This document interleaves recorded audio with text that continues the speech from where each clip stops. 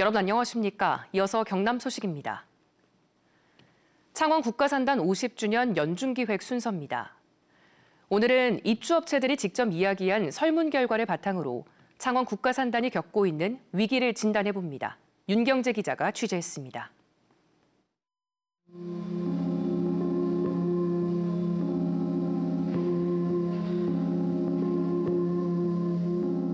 그 인력 양성이 돼야 지금 일이 모자라는 것이 아니라 사람이 모자라서 일을 못하는 시대가 와버렸거든요.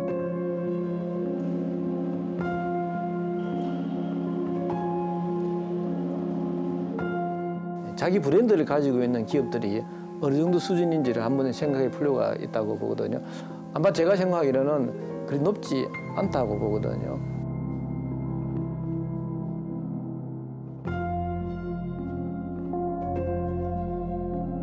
영광을 누렸던 사람들 시대는 끝났고요. 그건 뭐 단언할 수 있습니다.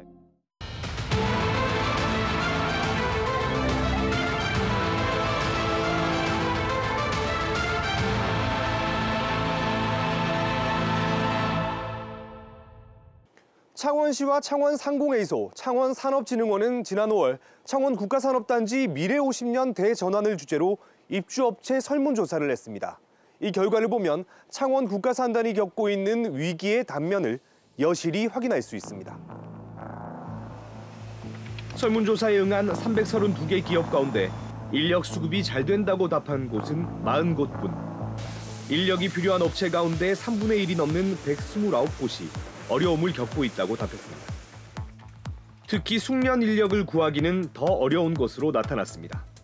이는 모두 중견, 중소기업들의 이야기입니다. 대기업들 가운데 인력 수급이 어렵다고 답한 곳은 한 군데도 없었습니다. 업을 접으려고 하는 중소, 중견기업들이 많은 거죠. 안 그래도 이제 투자 이런 건 좀 부담스럽고 한 상황에서 인력도 안 오고 하니 그냥 내 대에서 끝내자 혹은 이제 조금 하다 물량 떨어지면 그만하자 이런 업체들이 굉장히 많은 상황입니다. 인력이 없을수록 산단의 스마트 디지털화는 필수입니다. 하지만 이를 이끌 혁신 의지마저 크지 않은 상황입니다. 핵심 경영 전략을 묻는 질문에 혁신성 강화라고 답한 기업은 10.4%로 비중이 가장 작았고 대부분 당장의 수익 구조 개선을 더 우선으로 봤습니다. 자원공단에 이렇게 보면은 공단 자체가 탄생 때부터 대기업에 의존하는 그런 구조를 가지고 있는데 의존도가 높으면은 장기적인 관점에 봤을 때는 기업이 지수적인 성장을 할 수 없다. 계속적으로 대기업 의존에 매달릴 수밖에 없다. 입주 기업들은 인력을 유치하기 위해 가장 필요한 것으로 복지, 교통, 주거시설 확충을 꼽았습니다. 또 중소기업에 대한 인식 개선과 재교육 비용 지원, 전문 인력 양성기관 등의 맞춤형 인력 양성 정책을 요청했습니다. 한편 창원 국가산단 기업들은 원자재 부품을 쉽게 구할 수 있고 연관 산업의 접근성이 높은 등의 집적화 효과에 대해 가장 만족하고 있는 것으로 나타났습니다. KBS 뉴스 윤경재입니다. 온라인을 통한 중고 물품 거래 과정에서 돈만 받아 가로채는 사기 범죄가 기승을 부리고 있습니다. 비슷한 수법으로 같은 계좌에 송금하는 피해자들이 계속 늘고 있지만 추가 피해를 막을 계좌의 지급 정지는 쉽지 않습니다. 김민지 기자가 보도합니다. 한 중고거래 사이트에서 50만 원대의 카메라를 구매하려던 김 모양. 판매자가 보내온 계좌로 110만 원을 송금했습니다. 하지만 며칠이 지나도 물건은 오지 않았고 판매자는 돌연 연락을 끊었습니다. 판매자가 보내온 포털 사이트 안전결제 링크도 가짜인 것으로 확인됐습니다. 수수료를 이제 포함한 걸 입금하면 다시 환불을 해준다 했었거든요. 그때까지는 내가 잘못했나 보다 하고. 금융사기 방지 사이트에서 확인한 결과 판매자가 알려준 안전링크 속 계좌는 이미 사기 의심 계좌였습니다. 이 계좌를 포함한 4개의 계좌가 여러 중고거래 사이트에서 비슷한 사기 행각에 이용되고 있었습니다. 제가 처음 들어갔을 땐 6명 있었어요. 지금 50명 넘어가는 걸로 알아요. 문제는 추가 피해를 막을 방법이 없다는 겁니다. 관련법에 따라 전화금융사기와 대출사기는 수사기관의 요청에 따라 은행이 즉각 지급 정지를 해야 하지만 중고거래 사기는 전기통신 사기에 해당하지 않아 즉각 계좌를 지급 정지할 법적 근거가 없기 때문입니다. 수사당국에 신고하고 은행이 지급 정지를 하는 절차도 복잡하고 시간이 걸린다는 점을 노린 겁니다. 제 아이 공급을 가장한 행위에 포함되기 때문에 이런 경우에는 통신사기 피해 환급법상 구제 절차가 아닌 수사기관의 구제 요청을. 전문가들은 판매자가 따로 공유한 안심결제 외부 링크는 안전하지 않다며 반드시 공인된 결제 수단을 이용하고 한 사람이 많은 판매글을 올릴 경우 사기를 의심해야 한다고 당부했습니다. KBS 뉴스 김민지입니다. 창원시 의회가 지난주 3조 7천억 원 규모의 내년도 예산안을 야당 의원들의 집단 퇴장 속에 통과시켰습니다. 예산안을 다룬 상임위가 합의점을 찾지 못한 것은 이번이 창원시 의회에서 처음인데요. 올해 창원시 의회에서는 여야가 사사건건 부딪히며 대립해 협치가 실종됐다는 지적입니다. 보도에 손원혁 기자입니다. 내년 예산안을 다루는 창원시 의회 본회의장에서 야당 시의원이 모두 퇴장합니다. 수정 예산안에 대한 시의회 의장의 직권 상정 과정에 협의가 없었다는 이유입니다. 더불어민주당은 국민의힘을 강도 높게 비판했습니다.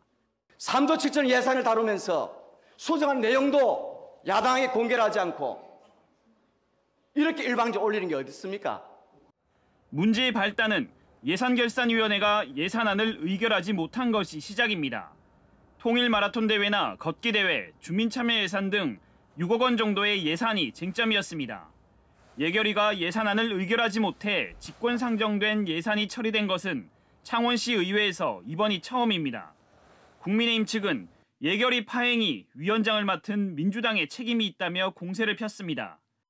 여야 간의 협의가 전혀 없이 회의를 잠깐 하고 오겠다고 한 이후 2시간간 아무런 언질도 없이 이석을 하였습니다. 앉은 자리에서 2시간간 기다렸고. 창원시 의회의 대립은 이번만이 아닙니다. 진해 웅동지구와 사화 대상공원 민간특례 사업, 마산 해양신도시 등 창원시 감사 결과를 놓고도 매번 대립이 이어졌습니다. 전임시장 책임론과 표적감사라는 반발입니다. 행정사무감사도 정쟁으로 비화됐습니다.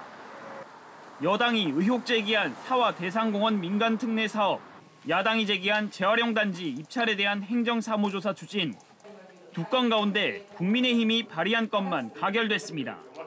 견제와 균형이 여야 간에도 있어야 되는 건 맞지만은 시민의 편의 정진이라든가 도시의 어떤 미래 발전이라든가 이런 것보다는 그야말로 당리 당략.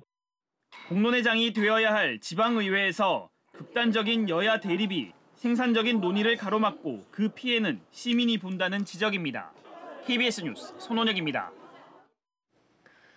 KBS 창원방송총국은 내년 4월 10일 치러질 22대 국회의원 선거를 앞두고 경남 16개 지역구 예비 후보자를 소개하는 시간을 마련했습니다. 오늘은 첫 번째 순서로 창원시 의창구입니다.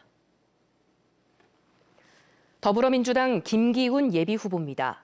전 창원시 의창구 지역위원장과 전 세한대 초빙 교수를 지냈습니다. 국민의힘 김종양 예비 후보입니다.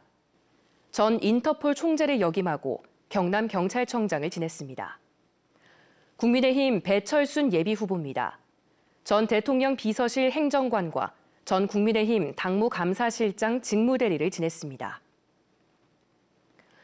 국민의힘 장영기 예비 후보입니다. 한국장애인정보화협회 창원시 지회장으로 전 바르게 살기 창원협의회장을 맡았습니다. 진보당 정혜경 예비 후보입니다. 창원주민대회 공동조직위원장과 진보당 의창구 위원장을 맡고 있습니다. 지금까지 창원시 의창구 예비 후보자 소개였습니다. 오늘도 영하권 추위가 이어집니다. 현재 기온 의령이 영하 2도, 산청이 영하 3도로 영하권에서 출발하는 곳이 많은데요.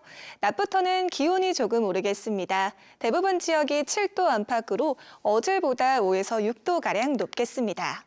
내일 낮부터는 다시 북극 한기가 강하게 밀려오겠습니다. 모레 창원의 아침 기온이 영하 7도까지 낮아지면서 매서운 추위가 찾아오겠는데요. 금요일에는 영하 8도까지 뚝 떨어지면서 올겨울 들어 가장 춥겠습니다. 오늘 우리 지역의 하늘 구름 많겠습니다. 다만 동부를 중심으로 건조주의보가 발효 중인 가운데 바람도 무척 강하게 불겠는데요. 산불 등 각종 화재 사고에 유의해 주셔야겠습니다. 자세한 지역별 기온 살펴보겠습니다. 현재 기온 창원이 0도, 함안이 영하 2도를 보이고 있습니다.